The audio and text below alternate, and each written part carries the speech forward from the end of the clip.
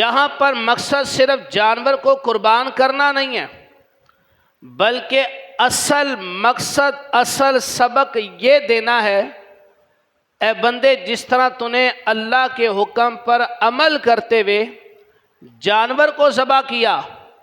مال خرچ کیا، اے بندے اللہ کے حکم پر جانور قربان کرنے والے، خوش دلی کے ساتھ جانور قربان کرنے والے اپنی خواہشات کو بھی اللہ کی رضا کے لیے قربان کر دیں۔ انسان کی نفسانی خواہشات، وہ خواہشات جو اللہ اور اس کے رسول کے مخالف ہوں، جن خواہشات کو پورا کرنا اللہ اور اس کے رسول کی نافرمانی کہلاتا ہو، ایسی خواہشات کو قربان کرنا بھی قربانی ہے۔ اسی طرح قربانی کا جو مقصد ہے، صرف مال خرچ کرنا، وقت دینا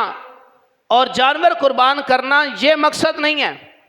بلکہ قربانی کا مقصد اصل کیا ہے کہ اس بات کی مشق کرنا، پریکٹس کرنا کہ اے بندے اگر تو اللہ کے حکم پر لاکھوں کا جانور قربان کر سکتا ہے تو اللہ کی رضا کے لیے چند ہزار سود کے پیسے،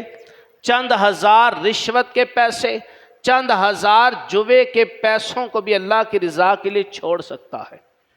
اور یہی سبق ہمیں قربانی سے ملتا ہے کہ جب انسان اللہ کی رضا کے لیے لاکھوں کا جانور لے کر خوش دلی سے قربان کر رہا ہے، وہ لاکھوں روپے بھی اسے جو ہے اس کے لیے کوئی پریشانی کا باعث نہیں بن رہے،